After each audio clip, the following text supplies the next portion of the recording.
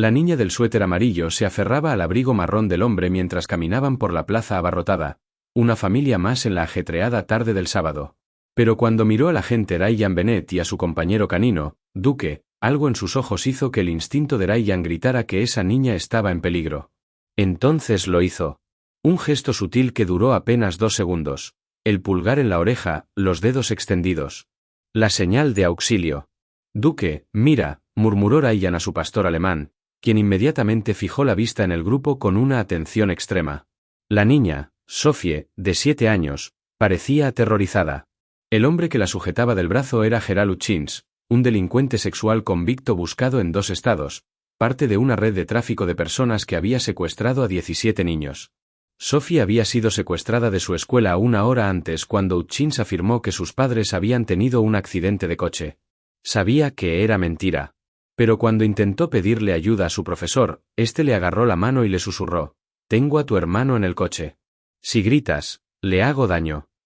Así que Sophie guardó silencio. Hasta que vio a Duke. Recordó el vídeo de la escuela sobre la señal de socorro con la mano. Mirando fijamente al perro policía, volvió a hacer el gesto, rezando para que alguien se diera cuenta. Duke gruñó y se interpuso entre Sophie y su secuestrador. Y en ese instante, todo cambió. El rescate que siguió desmantelaría toda una red de tráfico y demostraría que, a veces, la señal más pequeña puede salvar una vida. La niña del suéter amarillo caminaba por la concurrida plaza del centro agarrada al abrigo marrón del hombre alto que decía ser su padre, pero algo en sus ojos, al mirar al agente Ryan Bennett y a su compañero canino, Duke, transmitía una desesperación que hizo que el instinto del veterano policía le gritara que esta niña estaba en peligro, aunque no podía articular con exactitud qué detalles habían despertado su alarma sobre lo que parecía ser una familia normal caminando por el espacio público en una concurrida tarde de sábado. «Duke, mira», murmuró Ryan en voz baja a su compañero pastor alemán mientras seguía la familia compuesta por un hombre y 3 niños que avanzaban a paso firme entre la multitud hacia el estacionamiento en el extremo oeste de la plaza. Las orejas del perro se levantaron hacia adelante con mayor atención mientras percibía la tensión de su manejador y comenzó a escanear al grupo con más cuidado en busca de cualquier amenaza que Ryan hubiera detectado. Y su enfoque sincronizado en la familia aparentemente normal atrajo miradas curiosas de los peatones cercanos que se preguntaban qué interés policial podría justificar esta gente de apariencia común cuando no había signos obvios de actividad criminal o angustia visibles para los observadores casuales que solo veían un grupo anodino de padres e hijos navegando por un entorno urbano abarrotado. La niña, que a juzgar por su tamaño y proporciones parecía tener unos 7 años, giró ligeramente la cabeza como para comprobar si alguien la observaba antes de hacer un sutil gesto con la mano derecha que Ryan casi no vio en el caos de la plaza abarrotada. Se tocó la oreja con el pulgar y extendió los dedos en un movimiento que duró menos de 2 segundos antes de bajar rápidamente la mano y volver a fijar la atención en la acera, como si temiera que la pillaran haciendo algo prohibido. ¿Viste eso?, preguntó Ryan con urgencia por la radio. Una niña de unos 7 años acaba de hacer el gesto de pedir ayuda con la mano mientras caminaba con un hombre adulto y otros 2 niños hacia el estacionamiento este. La niña parece ilesa, pero mostró una clara angustia e hizo un gesto disimulado, como si temiera ser observada por el hombre adulto.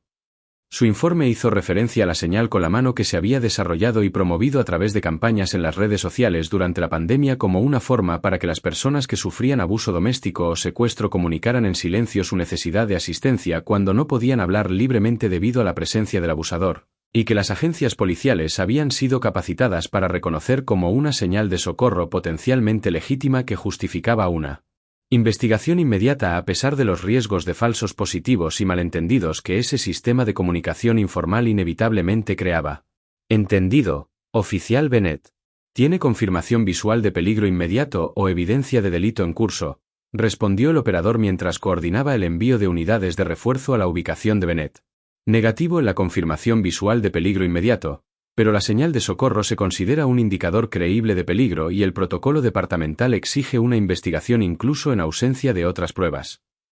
Respondió Ryan mientras comenzaba a seguir a la familia a distancia, lo que le permitiría intervenir si el peligro se materializaba sin enfrentarse prematuramente a lo que podría resultar ser una salida familiar legítima donde el gesto de la niña había sido un malentendido inocente o donde Ryan había malinterpretado un movimiento normal como una señal de socorro cuando la niña simplemente se rascaba la oreja o hacía movimientos aleatorios con la mano sin darse cuenta de su posible significado, acercándose a los sujetos para la revisión de bienestar. Aceleró el paso con Duque moviéndose con fluidez a su lado, en modo de trabajo, lo que comunicaba al público que se trataba de un asunto policial oficial y no de una patrulla casual. La multitud se apartó para dejar pasar al equipo canino mientras decenas de teléfonos emergían para grabar lo que estaba a punto de ocurrir entre el oficial de policía y la familia a la que perseguía por la plaza. Disculpe, señor, soy el oficial Bennett del Departamento de Policía Metropolitana y necesito hablar con usted un momento, gritó Ryan cuando estuvo a una distancia que le permitiera conversar con el hombre del abrigo marrón. El hombre se giró con una expresión que oscilaba rápidamente entre la sorpresa, el miedo, el cálculo y la amabilidad forzada al percibir la presencia policial y tomar decisiones instantáneas sobre cómo responder a un encuentro que claramente quería evitar. ¿Hay algún problema, agente? Solo intentamos llegar a nuestro coche para poder volver a casa después de un largo día de compras, respondió el hombre con un tono que pretendía parecer inocente, pero que transmitía un matiz de tensión que la experiencia de Ryan inmediatamente calificó de sospechoso, dado que la gente común y corriente, respetuosa de la ley, solía responder a la interacción con la policía con genuina perplejidad sobre el motivo del contacto o con una leve molestia por la interrupción, en lugar de con la informalidad forzada que sugería un esfuerzo activo por parecer inofensivo. Solo necesito verificar el bienestar de todos. Es el procedimiento habitual cuando recibimos informes de posible angustia, explicó Ryan mientras observaba atentamente las reacciones de los niños ante su presencia. Los dos mayores, un niño de unos 10 años y una niña de unos 9, observaban la interacción con expresiones de desconcierto y cautela, propias de niños que no entendían por qué el policía detenía a su familia, pero que no mostraban el miedo ni el alivio que indicarían que estaban en peligro o que estaban siendo rescatados. Pero la niña más pequeña, con el suéter amarillo, miraba a Duque con una intensidad que indicaba que intentaba enviar otro mensaje con su atención en el perro policía. Mientras Ryan observaba, levantó sutilmente la mano derecha y repitió el gesto de pedir ayuda, con la mirada fija en el rostro de Duque, como si creyera que el perro, y no el agente humano, era su mejor opción. Señor, necesito hablar con cada uno de los niños individualmente para confirmar que están a salvo y con el tutor adecuado, declaró Ryan con firmeza, mientras se posicionaba para bloquear el paso de la familia hacia el estacionamiento. Son mis hijos y no tenemos que responder a sus preguntas sin una orden judicial o causa probable, objetó el hombre mientras extendía la mano para agarrar el brazo de la niña más pequeña, en un movimiento que a simple vista parecía protector, pero que Duque identificó de inmediato como amenazante, basándose en su entrenamiento para reconocer lenguaje corporal agresivo y comportamientos de control posesivo que diferían sutilmente de la genuina guía parental. El perro emitió un gruñido bajo y cambió de posición para interponerse entre el hombre y los niños, una respuesta que no formaba parte del protocolo estándar de un perro policía, pero que reflejaba la evaluación independiente de Duque de que el hombre representaba un peligro para la niña a la que intentaba controlar. Duque, tranquilo, ordenó Ryan, apreciando los instintos de su compañero, pero necesitando mantener el control profesional de la situación en lugar de permitir que el perro intensificara su intervención protectora antes de que Ryan hubiera establecido una justificación legal para detener al hombre y separarlo de los niños. Señor, no lo acuso de nada, pero cuando recibimos indicios de posible sufrimiento infantil, tenemos la obligación legal de investigar, independientemente de si usted consiente la interacción. Puede cooperar voluntariamente o puedo detenerlo a usted y a los niños hasta que confirme la seguridad de todos y determine los arreglos de custodia adecuados. ¿Qué enfoque prefiere? Su presentación de las opciones fue un enfoque estratégico que hizo que la cooperación pareciera una opción razonable, a la vez que comunicó que la resistencia resultaría en una intervención más invasiva. La mayoría de las personas respondieron a esta estructura accediendo a regañadientes a responder preguntas en lugar de obligar a la gente a ejercer la autoridad de detención que crearía un registro oficial y posibles complicaciones. De acuerdo, pero le digo que está acosando a una familia inocente y presentaré una denuncia por este abuso de poder policial, amenazó el hombre mientras soltaba el brazo de la niña. Puede hablar con los niños si insiste, pero estaré presente durante cualquier interrogatorio, ya que soy su tutor legal y son menores de edad con derecho a la presencia de sus padres durante el interrogatorio policial. Su insistencia en estar presente durante el interrogatorio era a la vez un ejercicio de sus legítimos derechos parentales y un posible obstáculo para descubrir la verdad si los niños tenían miedo de hablar con sinceridad sobre su situación mientras se los escuchaba. Y Ryan decidió rápidamente cómo gestionar la tensión entre respetar la patria potestad y proteger a las posibles víctimas que podrían ser silenciadas por la presencia del abusador. Agradezco su cooperación, y tiene razón en que tiene derecho a estar presente, pero hablaré con cada niño por separado, manteniéndolos en contacto visual, pero sin que puedan oírlos, para que puedan hablar libremente sin sentirse presionados por su presencia, cedió Ryan. Ese es el protocolo estándar para las verificaciones de bienestar infantil y está diseñado para proteger tanto los intereses de los niños como sus derechos como tutor, garantizando que mi investigación sea exhaustiva y que cualquier declaración que hagan los niños sea voluntaria y no influenciada por su presencia. El hombre empezó a objetar de nuevo, pero Ryan ya había activado su cámara corporal y había llamado por radio a unidades de refuerzo que estaban llegando al lugar con varios agentes y equipos caninos adicionales que crearon una presencia policial oficial que no podía ser fácilmente desestimada ni intimidada por un padre enfadado que denunciara acoso. Voy a empezar hablando con la niña más pequeña, anunció Ryan, indicándole con un gesto que se alejara del hombre y se acercara a Duke, que estaba sentado con atención. Cariño, me llamo el agente Bennett y él es mi compañero, Duke. Estamos aquí para asegurarnos de que estés a salvo y para ayudarte si lo necesitas. ¿Puedes decirme tu nombre?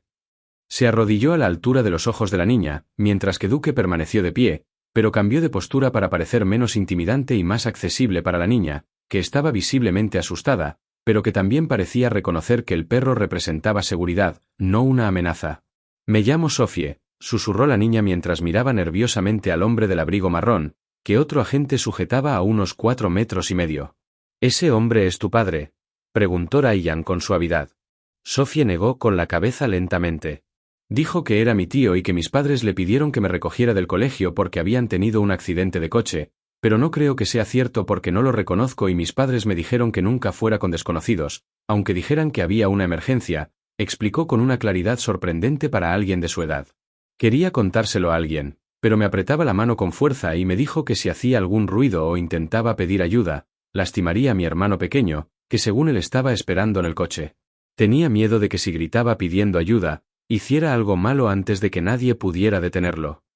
Su explicación confirmó los peores temores de Ryan sobre la situación y validó tanto la decisión de Sophie de usar la señal de socorro silenciosa como la respuesta instintiva de protección de Duke ante el intento del hombre de controlar su movimiento. Sophie, hiciste exactamente lo correcto al hacer la señal que aprendiste para pedir ayuda, la elogió Ryan mientras sacaba su teléfono para mostrarle la imagen del gesto de la señal de socorro. ¿Es esto lo que intentabas enseñarme?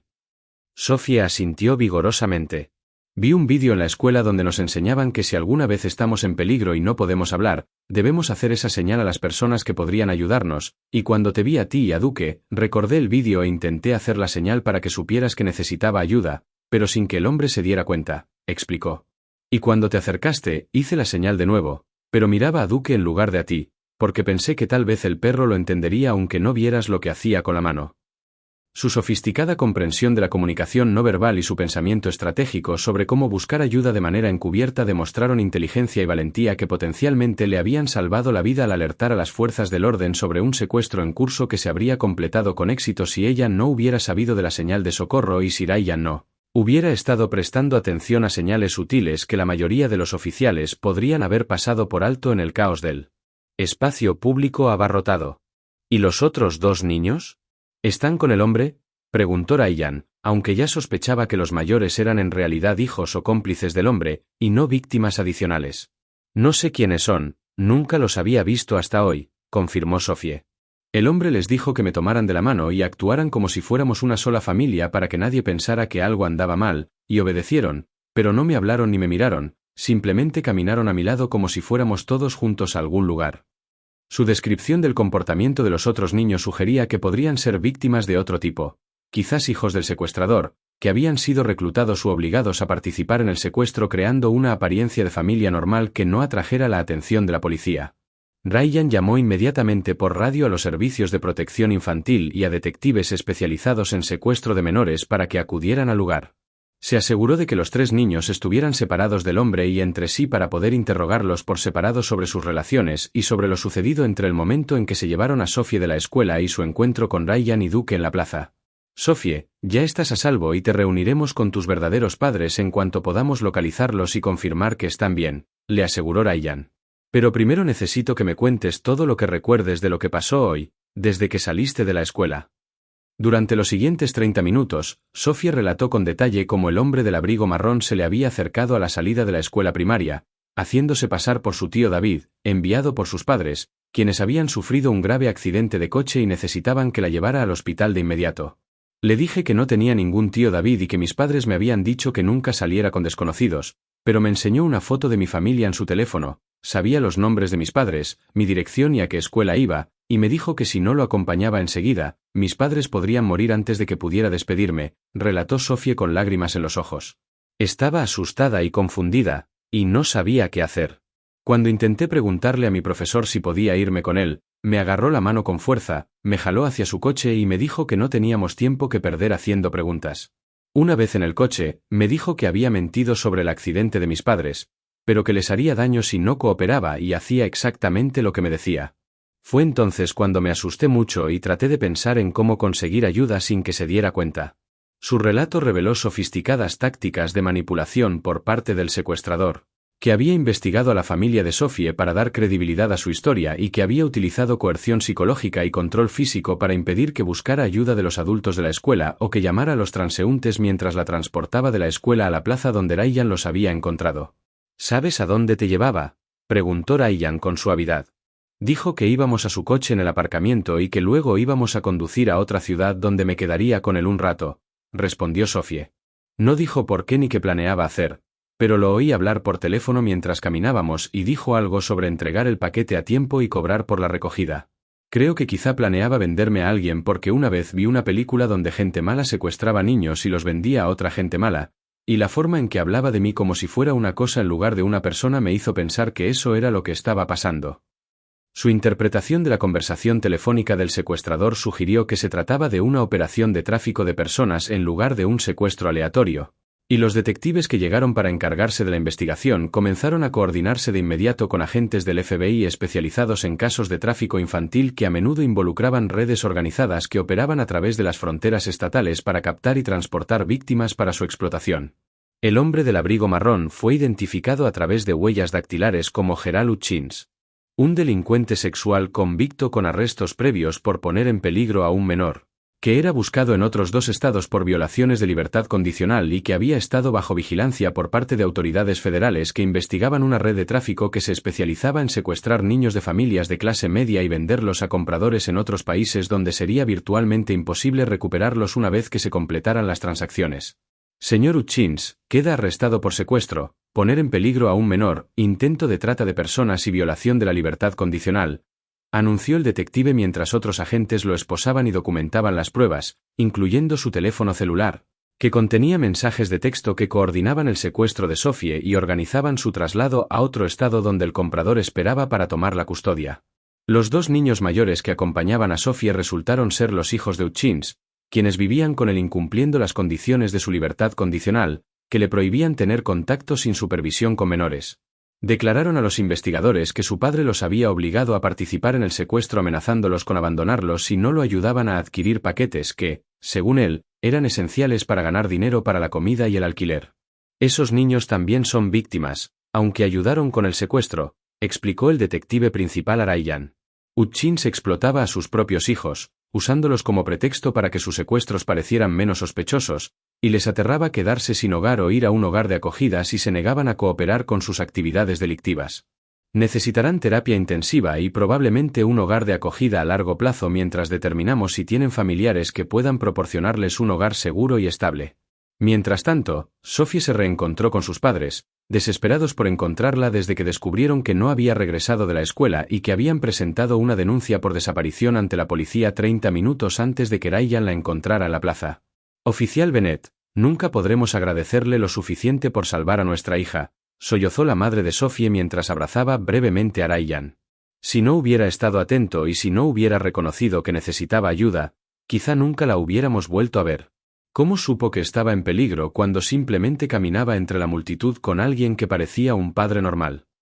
Su pregunta le dio a Ryan la oportunidad de explicarle sobre la señal de socorro y cómo el conocimiento de Sophie del gesto con la mano y su valentía al usarlo a pesar del miedo habían sido factores esenciales en su rescate. Su hija se salvó recordando lo que aprendió sobre la señal de socorro y siendo lo suficientemente valiente como para usarla cuando nos vio a Duke y a mí, enfatizó Ryan. Quiero asegurarme de que Sophie entienda que ella es la heroína de esta historia porque mantuvo la mente clara incluso aterrorizada y encontró la manera de pedir ayuda sin alertar a su secuestrador. Es una presencia de ánimo extraordinaria para alguien de su edad, y es exactamente lo que enseñamos a los niños cuando están en peligro pero no pueden pedir ayuda abiertamente. Su replanteamiento del rescate como un logro de Sophie, En lugar de como su propio trabajo policial, pretendía empoderar a la joven y reforzar su confianza en su propio juicio y en su capacidad de protegerse buscando ayuda de forma adecuada. Pero Duke sabía que algo andaba mal incluso antes de que yo hiciera la señal, intervino Sophie. Cuando aún estábamos lejos, vi a Duke mirándome con mucha atención, como si supiera que estaba asustada,